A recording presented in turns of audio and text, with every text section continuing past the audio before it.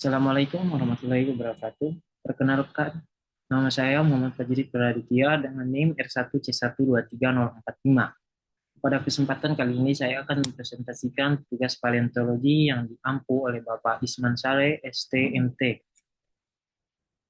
Pada presentasi kali ini ada tiga pokok pembahasan, yaitu yang pertama jenis-jenis fosil dan proses pemfosilan, yang kedua ada kegunaan fosil, dan yang terakhir ada contoh-contoh fosil dari filum Arthropoda dan Echinodermata.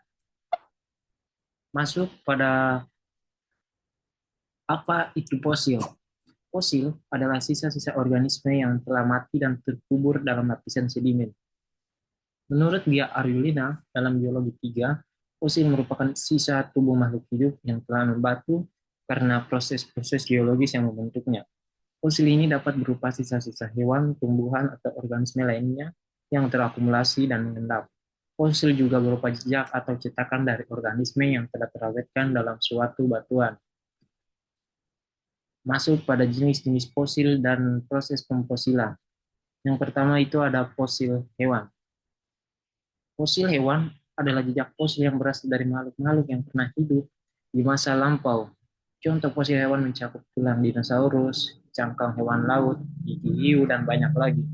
Fosil-fosil ini memberi wawasan yang berharga tentang evolusi dan keberagaman makhluk hidup di bumi selama jutaan tahun. Yang kedua ada fosil tumbuhan. Fosil tumbuhan mencakup sisa-sisa organ tumbuh yang telah terfosilisasi selama bertahun-tahun. Contohnya, termasuk daun fosil, batang fosil, atau kayu-kayu fosil. Fosil tumbuhan dapat memberikan informasi penting tentang jenis-jenis tanaman yang tumbuh di masa lalu, iklim, dan lingkungan sejarah, dan masuk pada fosil mikroba. Fosil mikroba adalah fosil dari makhluk-makhluk mikroskopis seperti bakteri dan ganggang. Ini adalah fosil organisme yang sangat kecil dan seringkali sulit untuk diidentifikasi. Meskipun demikian, fosil mikroba dapat memberikan pemahaman tentang evolusi mikroorganisme dan peran mereka dalam sejarah bumi. Dan yang keempat itu ada fosil manusia purba.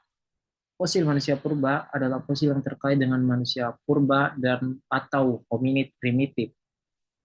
Contohnya termasuk tengkorak manusia purba, alat-alat batu yang digunakan oleh manusia purba, dan sisa-sisa tubuh manusia purba lainnya. Fosil manusia purba memberikan wawasan tentang evolusi manusia dan bagaimana nenek moyang manusia hidup serta bertahan di masa lalu. Proses pemfosilan. Proses pembentukan fosil terjadi ketika organisme mati dan terkubur dalam lapisan sedimen. Organisme tersebut kemudian mengalami proses pengubahan menjadi batuan melalui fosilisasi. Ada beberapa jenis fosilisasi, yaitu yang pertama fosilisasi permineralisasi, yaitu ketika mineral-mineral dari air mengalir melalui sedimen, menempel pada jaringan organisme yang telah mati dan mengisi ruang kosong di dalamnya. Fosilisasi penggantian, yaitu ketika jaringan organisme yang telah mati digantikan oleh mineral-mineral yang terlarut dalam air yang mengalir melalui sedimen. Fosilisasi pengecoran, yaitu ketika organisme yang telah mati meninggalkan jejak atau cetakan pada sedimen yang kemudian mengeras menjadi batuan. Masuk pada pokok pembahasan yang kedua, yaitu kegunaan fosil. Yang pertama ada menentukan umur relatif suatu batuan. Fosil dapat digunakan untuk menentukan umur relatif dari batuan sedimen. Lapisan sedimen yang mengandung fosil tertentu dapat dikatakan bahwa batuan sedimen terbentuk pada waktu binatang-binatang yang membentuk fosil tersebut menjadi hidup. Fosil tersebut hidup. Jadi batuan sedimen tersebut terbentuk bersamaan rentang waktu karena kehidupan binatang tersebut. Jadi umur relatif dari batuan sedimen dapat ditentukan dengan mempelajari fosil yang terkandung di dalamnya. Yang kedua, yaitu menentukan korelasi batuan antara tempat yang satu dengan tempat yang lain. Dengan diketahui jenis fosil yang ditemukan, maka dapat disimpulkan bahwa beberapa daerah ditemukan fosil yang sama, maka lapisan batuan pada daerah tersebut terbentuk pada masa yang sama. Yang ketiga, dapat rekonstruksi lingkungan masa lampau. Untuk dapat melakukan edukasi mengenai aspek-aspek perubahan iklim, dengan cara ini, maka dimungkinkan untuk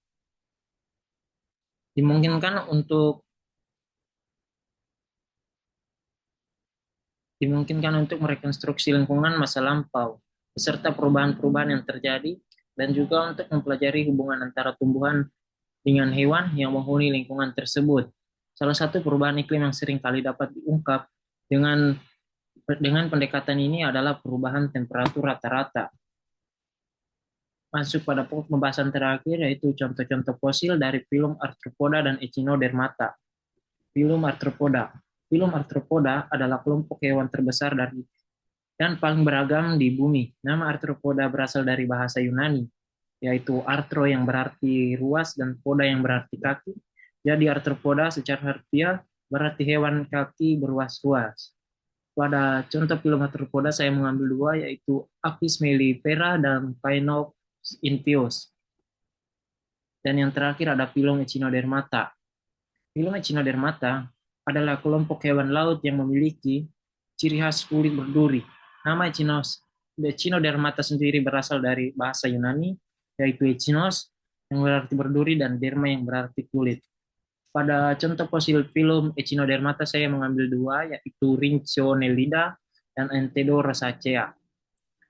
Sekian hasil presentasi saya.